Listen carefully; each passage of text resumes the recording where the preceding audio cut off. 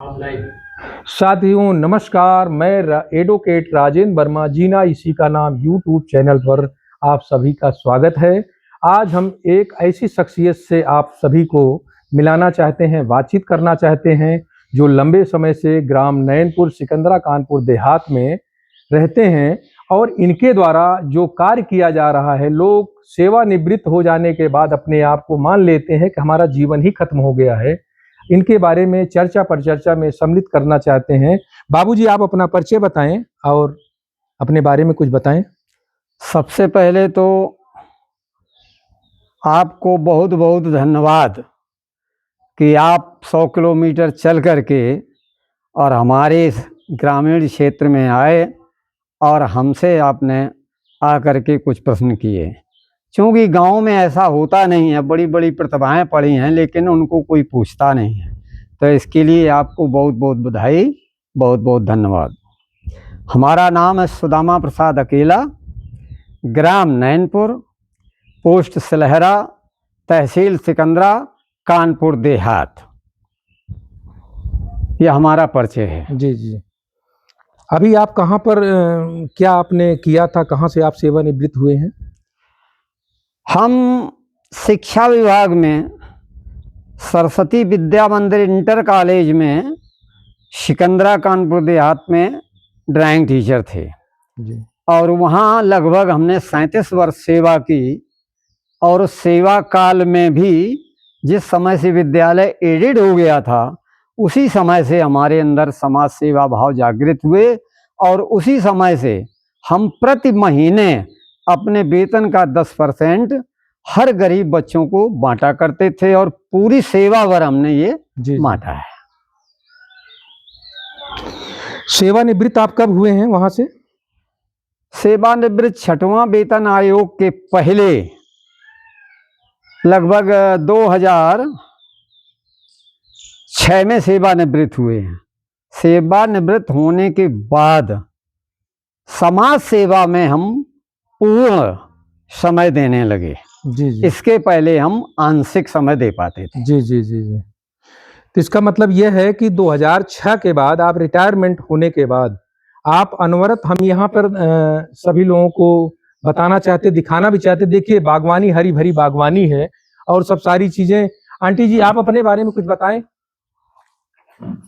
हम समाज सेवा में लगे रहते हैं जी। ये फूल पौधा है, पेड़ है, ये गले बारी है, इसी में हम लगे रहते हैं, इनके साथ है लगे रहते। अपना नाम बता दें, नाम बता दें। सावित्री। जी जी।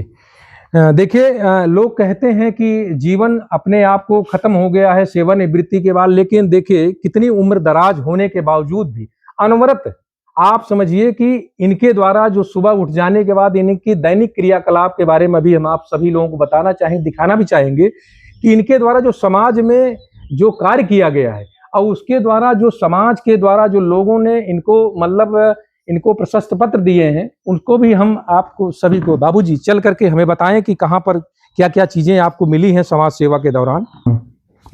बाबूजी कुछ बताएं, ये जो महापुरुष आपने लगाए, इससे क्या संदेश देना चाहते हैं? दरअसल हमारे रूम में जो ये फोटो लगे हुए हैं, ये हमारे आदर्श हैं जी, जिन्होंने किसी न किसी रूप में जी, देश और समाज के लिए कार्य किए हैं। इन्हें हम आदर्श मान के चलते हैं और इन्हीं की प्रेरणा से मैंने समाज सेवा शुरू की है। सबसे पहले अशफाकुल्लाह खां हैं। इन्होंने अपना जीवन जो है राष्ट्र हित में सीमा पर गमाया। राष्ट्रमाता जीजाबाई हैं, जो शिवाजी की माता जी हैं। नीचे शिक्षा की देवी माँ सावित्रीबाई फूले हैं। जगदेव बाबू कुशवाहा, जो दलित और पिछड़ों की लड़ाई लड़ते रहे। महामना ज्योतिराव फूले, जिन्होंने शूद्रों को शिक्षा के दरवाजे खोले। महामना रामस्वरूप वर्मा, जिन्होंने मानववाद की स्थापना करके राष्ट्रीय नहीं अंतर्राष्ट्रीय स्तर पर जो है समाजवाद की स्थापना करना सोचा। इसी के साथ साथ नीचे राष्ट्र संत तुकोजी महाराज हैं, ये महाराष्ट्र में हुए हैं, इन्होंने समाज सेवा की है। महामना गौतम बुद्ध को दुनिया जानती है, भारत में चाहे न जाना जाता हो, ये हमारे आदर्श हैं। आरक्षण के जनक साहू जी महाराज हमारे रूम में हैं। इन्होंने जो है अपने समय में राजतंत्री शासन में 50% आरक्षण दलित पिछड़ों को दिया था। इसी के बगल में जो है ये अखिल भारतीय कुर्मी क्षत्रिय महासभा की स्थापना करने वाले जो हैं, ये इनका नाम नहीं, रामाधीन सिंह जी हैं। इसी के बगल में लगा हुआ शिवाजी महाराज का घोड़े पे सवार फोटो है। इन्होंने मतलब अपना स्वराज्य स्थापित किया है। इसी के बगल में सभी को जानते होंगे भगत सिंह का फोटो लगा हुआ है, जिन्होंने राष्ट्र को समर्पित किया अपना शरीर। बगल में सरदार पटेल लौह पुरुष जो हैं। इसी के साथ साथ अम्बेडकर जी हैं, राम मनोहर लोहिया जी हैं, महामना गौतम बुद्ध हैं और वीर अब्दुल हमीद, जिन्होंने मतलब जो है परमवीर चक्र प्राप्त किया था। इसी के साथ ललन सिंह यादव हैं। ये सारे के सारे महापुरुष जो हैं, ये हमारे आदर्श हैं। इन्हीं के आधार पे मैंने समाज सेवा की और इन्हीं के पद चिन्हों पे आज भी हम चल रहे हैं और समाज को कुछ दे रहे हैं। देखिए समाज सेवा का कितना अद्भुत चीजें हमारे सामने देख रहे हैं कि समाज के लोगों के द्वारा जो बाबूजी ने जो कार्य किया है आज समाज में, भिन्न भिन्न देखिए मेडल है मिले हैं आपको, और जगह जगह कितने मेडल्स हम आपको दिखा रहे हैं। ये देखिए सारे मेडल के साथ साथ में उधर भी बहुत सारे मेडल लगे हुए हैं। ये देखिए कि ये मतलब अद्भुत नजारा देखिए कि बाबूजी जो बताएंगे, कहते नहीं कि घटना स्वयं में जो चीज दिख रही है वो बताने की जरूरत नहीं है। और इतने समय से कर्मठता से, जुझारूपन से जिस तरीके से आप कार्य कर रहे हैं, और इस फोटो को देखिए बाबूजी के साथ में देखिए आंटी जी खड़ी हुई हैं। ये मतलब अद्भुत। देखिए लोग कहते हैं कि हमारा जीवन खत्म हो गया है, सब सारी चीजें हो गई हैं, लेकिन ऐसा नहीं है। आज इनसे जो प्रेरणा लोगों को मिल रही है, निश्चित तौर पे यहाँ नैनपुर कानपुर देहात में रह करके भी इनके द्वारा जो संदेश देना, हम बाबूजी ये चाहेंगे कि लोगों को आप संदेश क्या देना चाहेंगे? जो लोग कहते हैं सेवानिवृत्ति के बाद हमारा जीवन ही।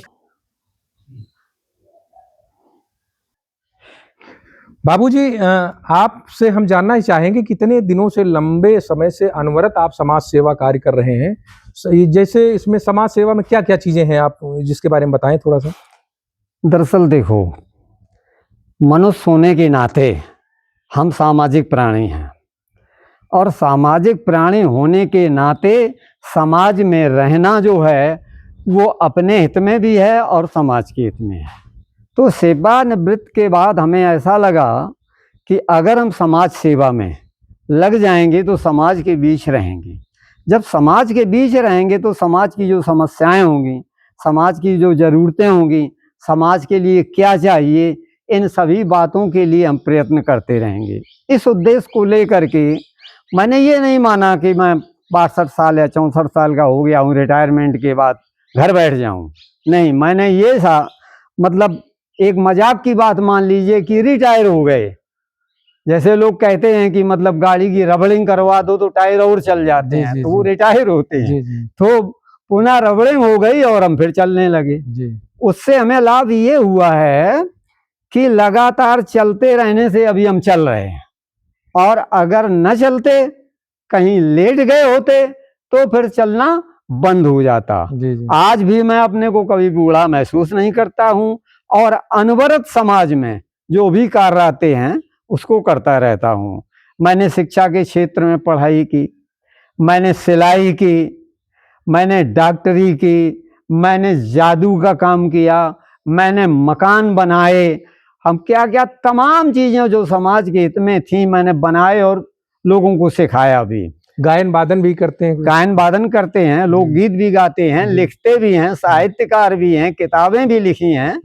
तो ये सब हमारा एक उद्देश्य है। आज भी मेज लगी हुई है और उस पर हमारी लिखा पढ़ी जारी रहती है। उस रजिस्टर के हमने 100 पेज लिख डाले हैं।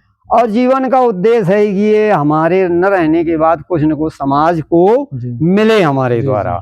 जीना तो सबको है, लेकिन कुछ लोग मरने के बाद भुला दिए जाते हैं और कुछ लोगों को लोग याद करते रहते हैं, मात्र इतना उद्देश्य है। बाबूजी इसके पहले अभी वस्त्र बैंक वगैरह आपने बनाया था? हाँ, कानपुर में जब मैं रहा उस काल में मैंने एक वस्त्र बैंक बनाया, और वस्त्र बैंक में इतने कपड़े आते थे।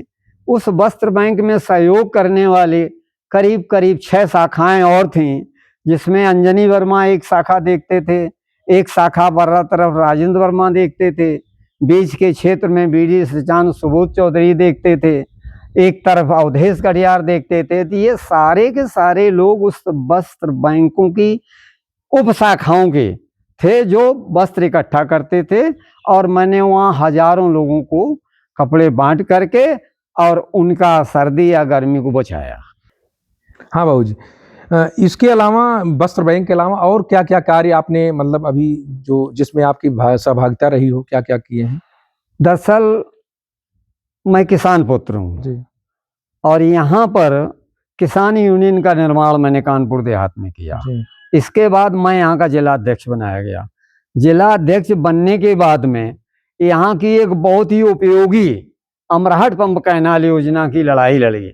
इसके साथ साथ कई आंदोलन किए, नहरों की सफाई में आंदोलन किए, सड़कों की बनवाई में आंदोलन किए, और उसी समय एक यहाँ पर डंकल प्रस्ताव नाम का एक आया था संदेश। तो यहाँ पर भ्रम फैलाया गया कि डंकल प्रस्ताव आ रहा है, किसानों का शोषण करेगा, ये करेगा, लेकिन ऐसा नहीं था। डंकल प्रस्ताव किसानों के हित में आया था, जैसे साइमन कमीशन आया था अंग्रेजों के जमाने में, ठीक दलित पिछड़ों के लिए डंकल प्रस्ताव किसानों के लिए आया था। लेकिन यहाँ के लोगों ने भ्रमित करके उसका विरोध किया।